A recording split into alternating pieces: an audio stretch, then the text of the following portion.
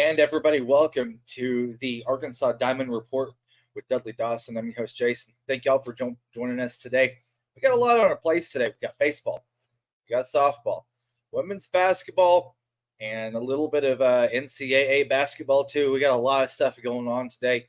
And Razorbacks take a 1-0 win last night at Auburn. And let's discuss that a little bit. Dudley, how's it going, man? Doing good. How about yourself? I'm doing really good. Glad to see Hagen Smith go back out on the bump, dominant. Pitching travels, and so does defense. And last night that was a reminder that this team is really good still. Yeah, and he was able to pitch out of a couple of jams, especially the one after the arrow in left field. It looked dark over there. I don't know if they need a new light pole over there or whatever. That whole alley out there looks awful. Yeah, but I think he kind of took his eye off of it. But luckily for Arkansas fans and Arkansas players and coaches, I guess, it didn't come back to haunt them. Although it did have Hagen throw 11 extra pitches to get him up to 87, and they decided to turn it over to McIntyre for a couple of innings, and Gabe Gackle finishing off. Both those guys, he said, could come back in either Saturday or Sunday, Friday or Saturday. I get my days right since they started a day earlier. But it's going to be interesting. Got two things working there. The triplets are Dave Van Horn's daughter's triplets are about ready to arrive. And there's apparently rain in Auburn, so it's going to be an interesting day to see whether we have babies born, baseball played, whatever. The university's got a plane, I guess, ready for him if he needs to come back. But he also stated that since the babies are just at 29 weeks, only the mother will probably get to see them, off the bat. So he may just finish it out and then come back then. So, and speaking of that, next Friday at this time, I expect to be holding my grandson, so I'm pretty. Patriot and I are pretty excited about getting up there and getting the chance to see him for the first time in Lancaster, Pennsylvania. So I'm looking forward to the pictures on that one. New grandpa and everything. That's gonna be fun. It would take a lot for me to not cover the entire LSU Arkansas series, but a grandkid is certainly one of the things that would do that. Getting to see him for the first time, and I'll be covering Thursday's game. But you and Otis, I think, will have Friday and Saturday. So I appreciate y'all doing that. It should be a lot of fun next weekend here. LSU doesn't appear to be as good as they were last year, but that being said, they still got Tommy White at third base, still got a very good pitching staff. So it should be an entertaining series here. Yeah, I was watching a little bit last night, first inning. If Kendall Diggs takes that pitch on a 3-2 count, you got runners at first and second whenever V takes that fastball at 3-2 count opposite field. It could have been 3-0 really easily. And I think that's some of the things that Dave, I think it really just kind of eats at him a little bit, because there are some things with either plate discipline. You also saw the double up at second, or not double up at second base, but you had two guys at second base. V gets back, and then who was it? It was McLaughlin. If I'm not mistaken. He got tagged out. Well, they're not. They are the number one team in the nation. I think that's a legitimate thing. They have won 14 in a row. That's the deal. But are they playing perfect, or are they playing fantastic baseball? I would say not, and I think that Coach Van Horn mentioned that last night, especially. They had the thing earlier in the year where they weren't getting hits with 2 outs. Then had a stretch where they were. And last night they had several opportunities, didn't take advantage of it. You got to give Auburn's pitching staff a lot of credit.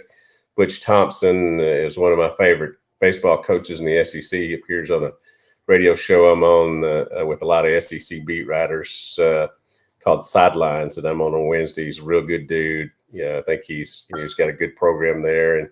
And it, it's kind of overshadowed by their football and basketball and the resources they put in there. But I think he's doing a good job. And last night, he listened to his post game, and he knew they were just 1 or 2 hits there away from not only getting Hagen out of the game, but winning the game. And that would have been a big deal. They've now lost 4 in a row, SEC games, that is, after getting swept at Vanderbilt last weekend. And then they've got Texas A&M and LSU, the the next 2 weekends, it's like, as somebody pointed out, the Arkansas football death march to start the conference season for them. That's a really good way to put that. Yeah, and last night Arkansas was getting hits with 2 outs. You had V's home run in the first inning. You had Hudson White go 3 for 4 last night. He had a 2-out hit to right field as well, and they're getting some timely hits. But the problem is that they've got nobody on base, and I think that's something that they can improve on throughout the season. And I know that I was kind of Debbie down it a little bit, but those are good things to have happen right now. That way, that whenever postseason does start to roll around, they can start getting that stuff worked out, and they've got some quality opponents that they can do that against coming up. Yeah, I do think it's kind of inside the game knowledge there. You pointing out that Hudson White had 3 hits last night. The catchers have not exactly been tearing it up. There have been moments when they've had key hits, but as a position with 4 different guys that could play that, and 4 different guys that have played that this year, you're really looking for one that can not only be a great receiver, but give you a little hitting there. Hudson White is going to always probably catch his former Texas Tech teammate in Mason Molina. But you get some opportunities there. He had as many hits as Auburn did, and he had half of his team's hits. And that can't be overlooked in a game where you didn't get the offense that you hoped, but there was a start from your catcher down there, and obviously he's had some double power that we've seen this year. He's taken advantage of that. He could be a guy that really gives them the opportunity to get settled behind the plate. I think a lot of people wanted Ryder Helfrich, and I think Dave Van Horn was one of them. Wanted him to come along and maybe catch more games, but he's hitting 125 right now. He's young. Just going to have to ease him into things, but a lot of talent down the line, and it'll be his spot next year, I'm sure. And what's really nice too is at a critical moment in the 6th inning, Hudson comes out, and by his spot, I mean backup catcher or take over for Hudson White, whoever's doing well. I didn't want to say he'll just be nice. There was 2 outs. Bases loaded, 6th inning. Hudson goes out to the mound, has a little bit of a I wouldn't say more of a rah-rah, more of a, hey, this is concentrate. This is what we need to go. This is what we need to do to get this last guy out, to get you out of the inning. Because Auburn, they've got some bats that have some pop. But, Hagen battled. He was, his velocity was still up there in the 7th inning. The 6th inning. He was really... That really didn't drop off very much, but it was really nice to see how he was able to kind of calm down, refocus a little bit, and punch that last guy out to get out of the inning. Because honestly, Auburn could have really turned that game around with the bases loaded. Yeah, and you look at a situation. Obviously, he's pitched great this year, except for those first 3 batters where he gave up 3 of the 4 runs that he's given up all season, and I guess now in 29 innings. But he hadn't really faced a ton of adversity, and he needs to get some of that. Needs to be put in stressful situations. He was last night. He got through it. As we said, he probably would have went out for the 7th inning and had McIntyre throw 1 and Gackle throw 1 to finish out the game if the ball hadn't been dropped in the left field. But I think it was good for him to have to go through that. I think it'll be good when Brady Tigert and Mason Molina go through it. They have a little bit already, but you don't, as we saw in the NCAA tournament yesterday, and I'm sure it'll be the same case today. If you have such a great season and you don't face a lot of adversity, and then you find yourself under a lot of pressure there, it really works on you if you haven't gone through that before. I think we saw that in a lot of games yesterday. Some teams were played with a sense of urgency. Some came out, got on their heels. And as I was telling somebody the other day, if you may be North Carolina and you may be in Charlotte, or you may be, another team in a venue, Purdue in Indianapolis or wherever, you may have the crowd on your favor. Your guys. I mean, you'll have your fans, but the other 3 teams or the other 6 teams, 6 or 7 teams that are there, they will turn to the underdog if you don't get started early on, and so you essentially have it goes back to at least a neutral court, and sometimes it appears that the rest of the building is against you, except for just your fans. Yeah, you saw that in a couple different situations last night. You saw that with Kentucky when they got beat by Oakland last night. I mean, defense, there was no defense in that game, and that was evident. Kentucky hadn't played defense all year. You saw how Kansas gave up the lead, took it back, or I'm sorry, gave up the lead early in the first half, got up big in the second half, then gave up that lead, and just about got beat by Samford last night. And that SEC is 0-3 now in the SEC or the NCAA tournament. They have 5 more games today. Have to see if they can turn that around. But I really feel like with Mississippi State, they didn't have the best team this year.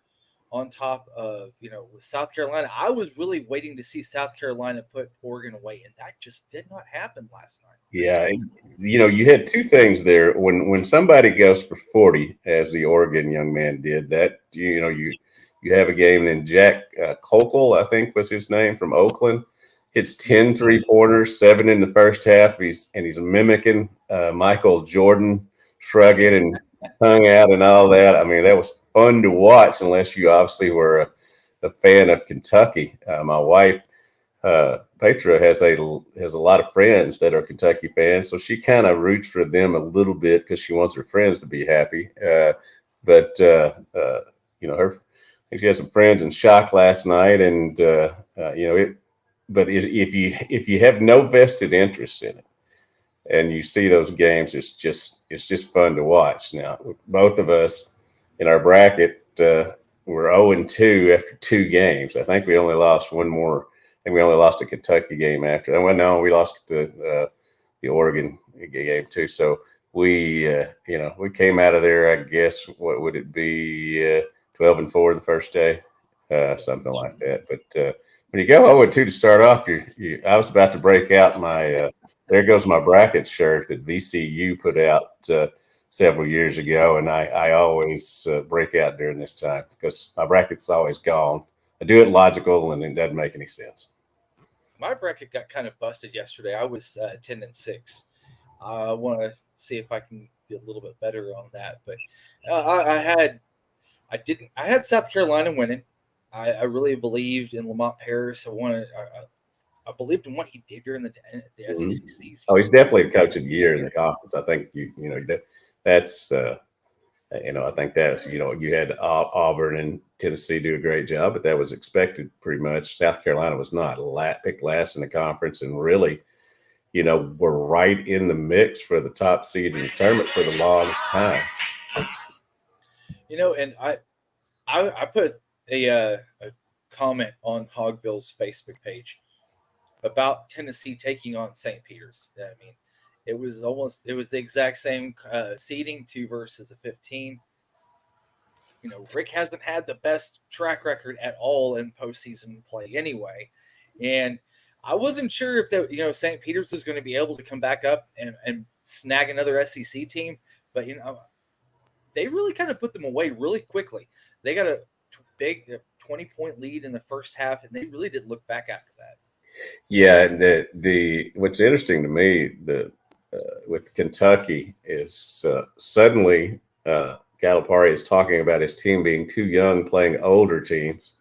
I don't think he's going to switch that up because he's got 6, I think, top 100 kids committed for next year. So, and they're all high school kids. But you kind of look at there are many people who want a change there, but if they were to let Calipari go, he gets, I believe it's $34 million buyout.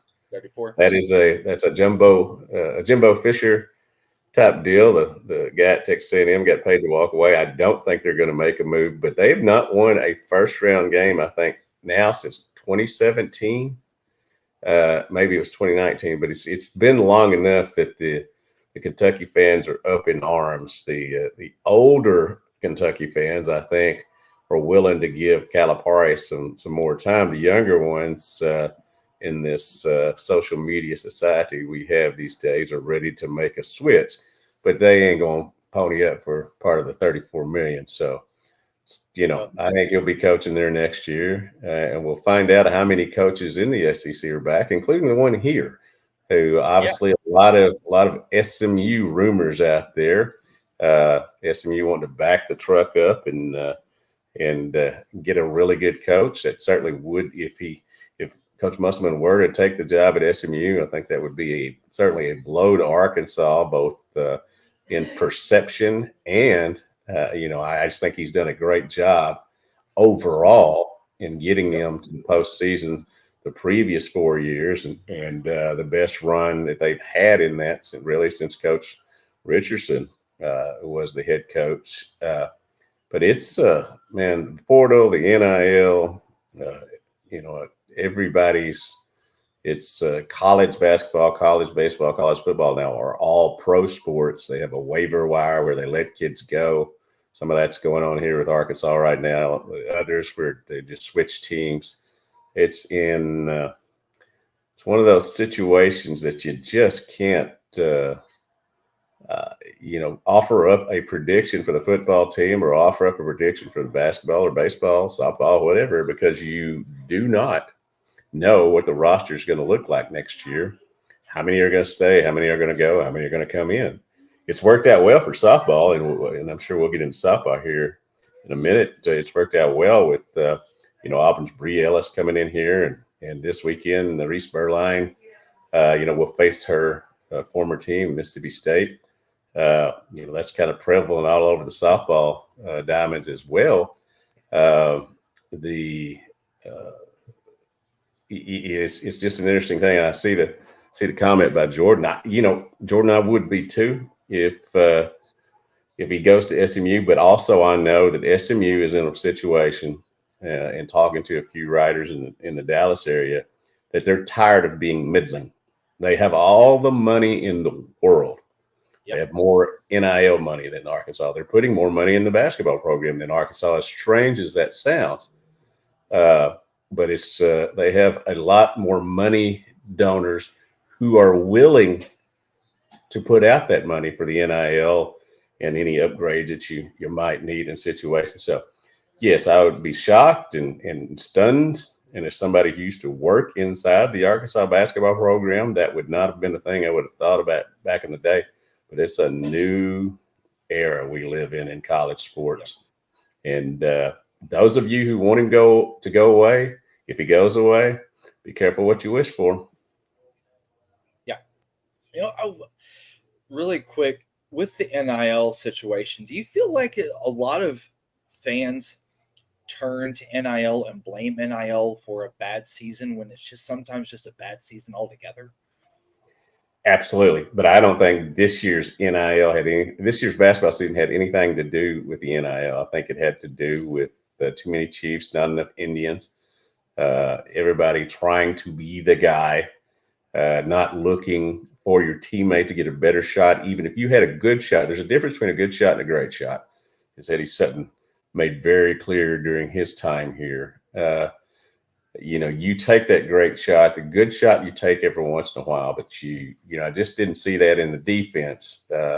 This year was just abysmal compared to what they've had here under Coach Musselman in the past and what they've had, in previous coaches here that stressed defense, even though two different ways of playing defense with Coach Sutton and Coach Richardson, obviously. But it's just too many people got to the rim this year anytime they wanted to, and that just can't happen. You've got to have an enforcer. You've got to have a team mindset, mental mindset that's not going to happen. And if it does, somebody's got to take it into their own hands.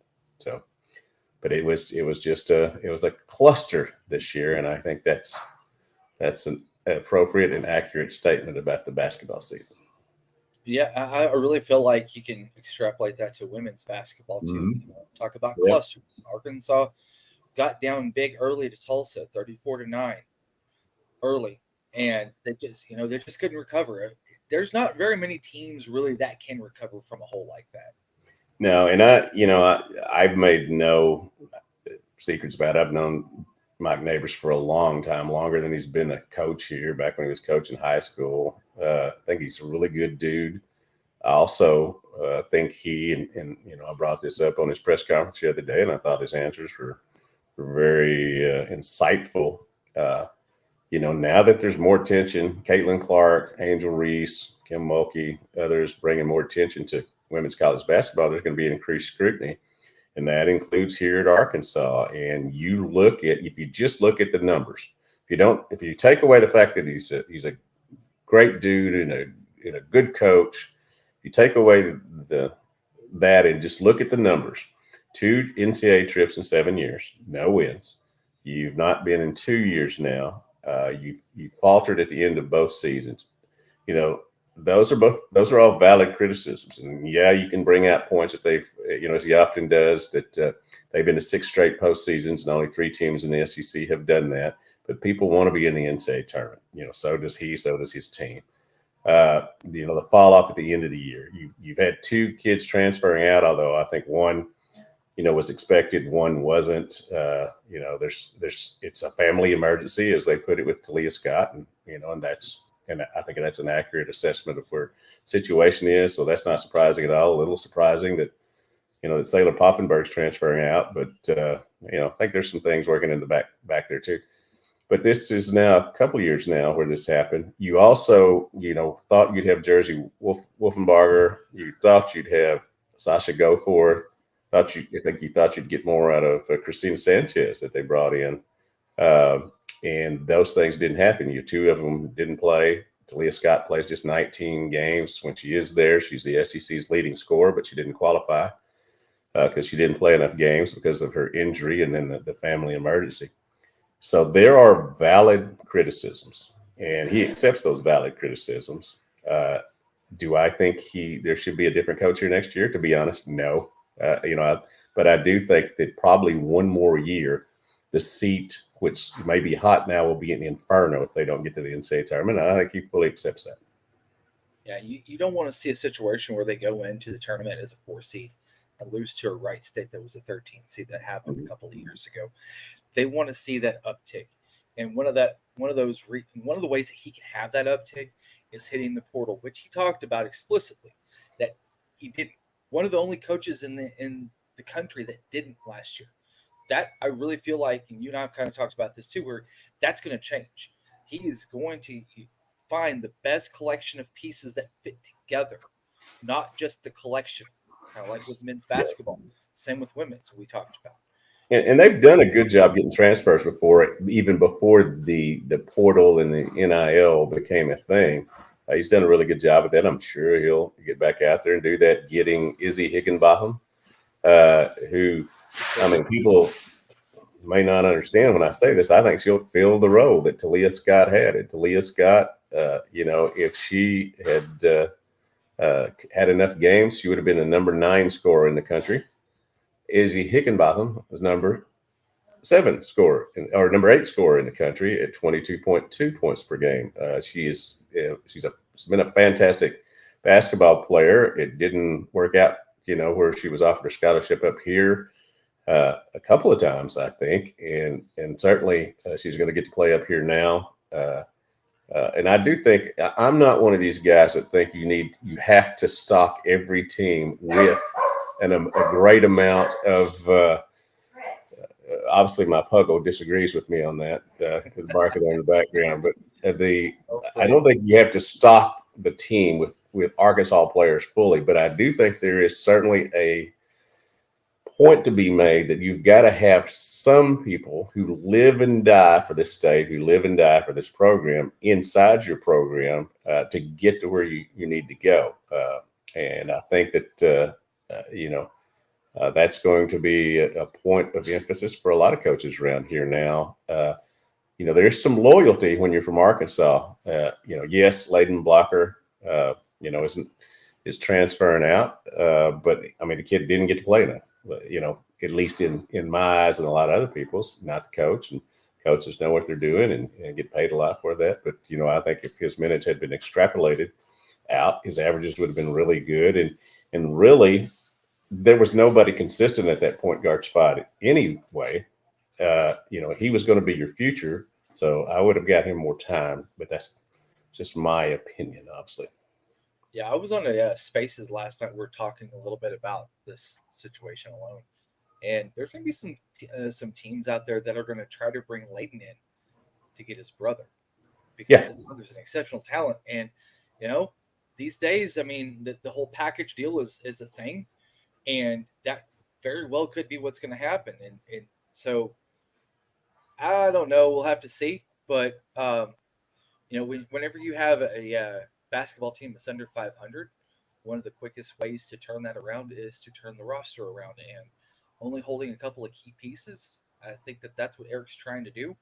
If Eric is here next year, that's great. I think that we'll see an extension, a restructured contract, if that happens in the next couple of weeks. If not, then there's might be just a huge question mark over the next month or so. I think you've got to get that taken care of, if not early next week, by the middle of next week, because you've got to let these kids know if you're going to be here or not. You got to get going. There are people already making decisions, in the portal when they're going to go. You can't fall too far behind in there. Yes, you're casting a wide net. Kevin McPherson doing a great job at keeping up with the amount of contacts that Arkansas has made there. But you've got to get something going. You got to have something in place. If there's an extension on the table, you either need to sign it or get to another job. If there's not an extension on the table, there needs to be one put on there, or a clear delineation that there's not going to be, and get all the uncertainty out of the situation here. And you're talking about package deals. Package deals are a part of life. I was the much lesser important part of a Newport package deal that delivered Charles Allen to Arkansas. Yeah. And I take, a little credit for the shot against North Carolina because I threw him so many passes when we were growing up in high school. But that was part of playing the game. It's been part of playing the game forever. Now it's a part as well. But you've got to do the NIL. You've got to, it no longer really is the coach's mindset. It is more, you got to make the players happy. And boy, that's a tough line to walk. It is. So like you said, Kevin's got all of that up-to-date information. Go over to hogbill.net under AR Hoop Scoop. He's got all of that. You can follow him on Twitter as well.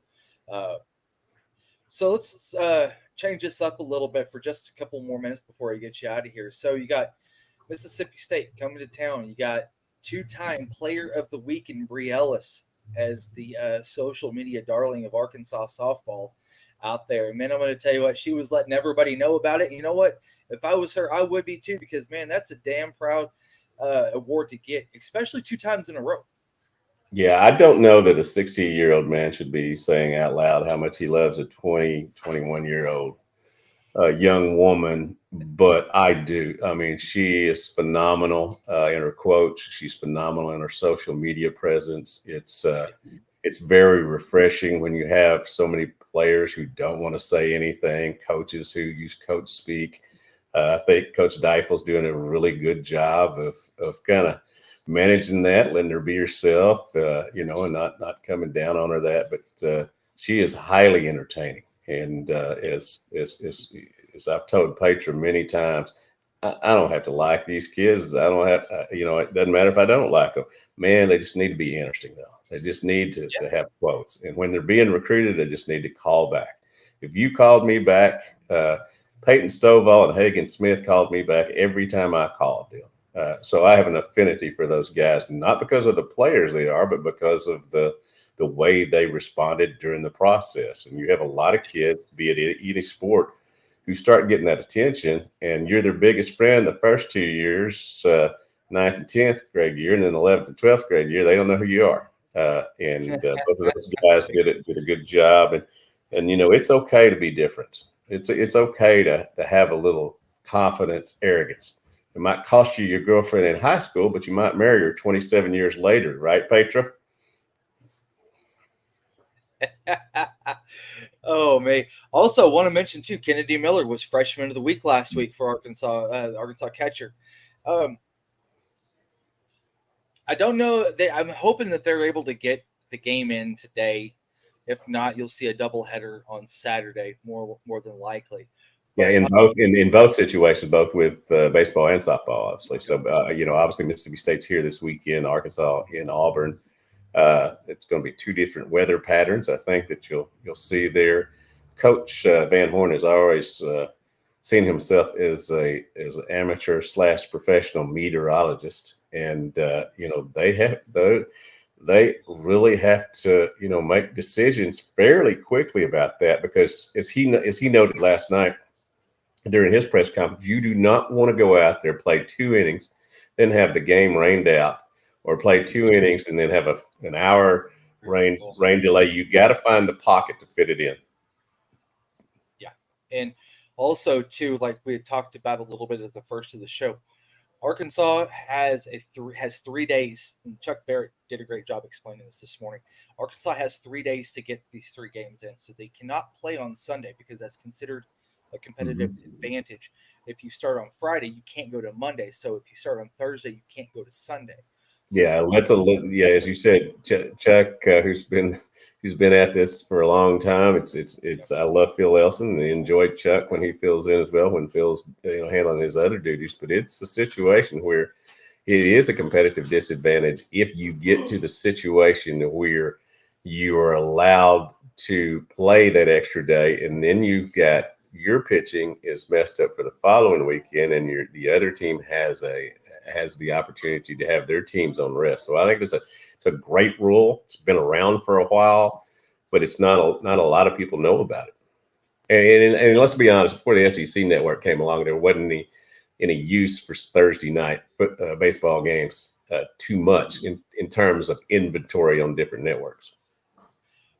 But it's also really nice now too, because you're able to really showcase some great matchups and give them their own platform, their own night, like Arkansas and Auburn, or an Arkansas Vanderbilt, for instance. You're able to get those guys some exposure that you might not have been able to, and you can kind of offset those on a Thursday now and a Friday night, because you want to see the Friday night starters, because those are your aces, and that's where ESPN has done a really great job of getting them to Thursday. And I don't know, do you think that you might see them as the season goes along over the next couple of years? Do you think you might see maybe a Wednesday night start? I think that may be pushing it a little bit. I'm sure that the networks would like to do that, but the pitching in baseball is so sensitive, I guess would be the right word. You have them on a pitch count for the longest. Again, we go back to last night. The error allowed 11. Had Hagen have to throw 11 more pitches. There's just so many tiny little things that can offset deal. Great ones can overcome it, but how many great ones are there out there? To be honest about it. I did notice that I can't remember which conference it is. Big 12 or somebody is now going to have a regularly scheduled Wednesday or Thursday game to take advantage of Fox Network or whatever it is. But it's hard, and I don't want it to happen. It's hard to not find some type of game on each night of the calendar, 365, 24, 7 these days. I love it, but sometimes it's at the detriment of the athletes instead of the the positive thing. It's more positive because TV networks are trying to put money in their pockets. Yep, as they always do. As you can also tell they're trying to talk about the expansion of the NCAA basketball tournament. I've even heard them try to go to 100. I think it was 128 teams or some crazy number, 96. Yeah, I wasn't that down with going to 68. I don't want to get any more than that. And as we saw with Virginia, some other teams, there's not enough good teams to fill this bracket right now. And it'd be a money grab. 15 points in the first half. That was awful. Yeah. 14 points. Money grab, to expand it. The NCAA has enough money, makes enough money off this tournament already. Let's calm down a little bit. You want to spend some money, put it in scholarships for baseball, where you have 35 to 40 people on 11.7 scholarships. Travesty. NIL can only help you so much. Yeah, it can. I mean, unless you're a private school like Vanderbilt, who calls their stuff closed, where you don't have to disclose it. I mean, it's a mess. All right, well, Dudley, I'm gonna get you out of here, man. Like again tonight. What time is Arkansas Auburn? First pitch again? Both Arkansas softball and baseball play at 6:00 tonight. So and both are going to be on ESPN. Maybe. Maybe. ESPN Plus. You can find all the games streaming on the ESPN platform. And you can check Oval Park if you want to, because again, softball's home. Yep. And there's open tickets. Got the emails for them, so you got spots in the berm, waiting for folks to go catch some Bogle bombs. So head out and go see those ladies. Well, for Dudley, myself, Jason, I want to thank you guys for jumping on today. And this has been the Arkansas Diamond Report with Dudley Dawson. I'm Jason. Y'all take care and have a great day.